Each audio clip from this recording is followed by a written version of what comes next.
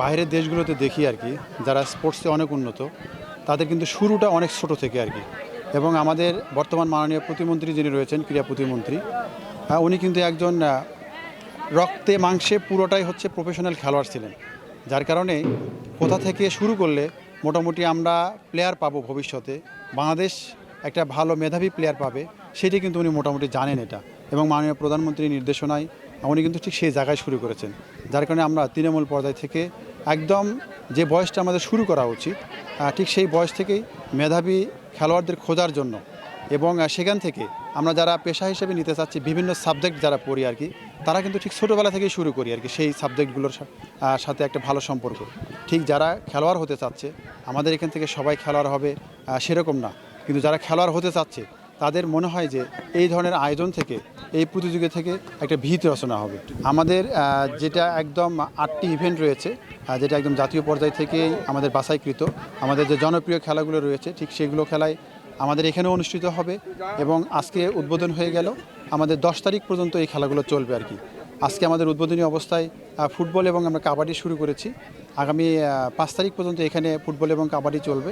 এবার এর পরপরই আমাদের বিভিন্ন রুটিন দেওয়া রয়েছে, ফিক্সার দেওয়া রয়েছে, সেই অনুযায়ী অন্যান্য খেলাগুলো এই মাঠে অনুষ্ঠিত হবে। রংপুর শহরে নিরিবিলি ও মনোরম পরিবেশে অবস্থিত রংপুর গ্রুপের প্রিমিয়াম আবাসন প্রকল্প আনান সিটিতে নগদ মূল্য ও সহজ কিস্তিতে প্লট এবং কন্ডোমিনিয়াম অ্যাপার্টমেন্ট বিক্রয় চলছে।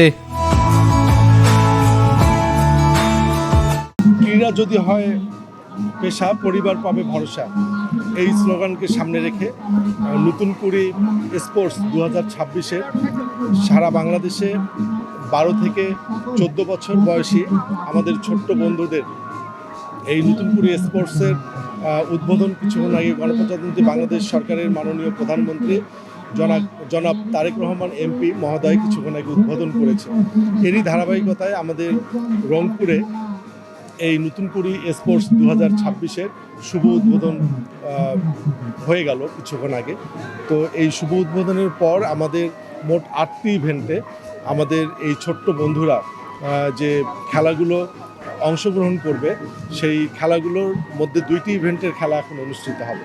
এবং আমরা মনে করি যে এই নতুন কুড়ি স্পোর্টস 2026-এর উদ্বোধনী অনুষ্ঠানের মাধ্যমে 12 থেকে 14 বছর বয়সী যে আমাদের ছোট্ট বন্ধুরা, এই বন্ধুরা লেখাপড়ার পাশাপাশি তারা খেলাকে পেশা হিসেবে গ্রহণ করতে পারবে, এবং একটু সুস্থ শরীর বা সুস্থ মনের বিকাশের জন্য, এবং খেলাটাকে যদি আমরা পেশা হিসেবে যদি নিতে পারি, তাহলে এই ছোট্ট বন্ধুরা একদিন প্রত্যেকেই বাংলাদেশের অ্যাম্বাসেডারের ভূমিকা পালন করবে। এবং বিগত সময়ে আমাদের এই রংপুর থেকে অনেক প্রতিভাবান ক্রীড়াবিদ তৈরি হয়েছে, অনেক প্রতিভাবান সাংস্কৃতিক কর্মী তৈরি হয়েছে, এবং এই নতুন কুড়ি স্পোর্টস 2026-এর মাধ্যমে আমরা বিশ্বাস করি আমাদের এই রংপুর থেকে জাতীয় পর্যায়ে অনেক সম্ভাবনাময়ী ভালো ভালো ক্রীড়াবিদ তৈরি হবে।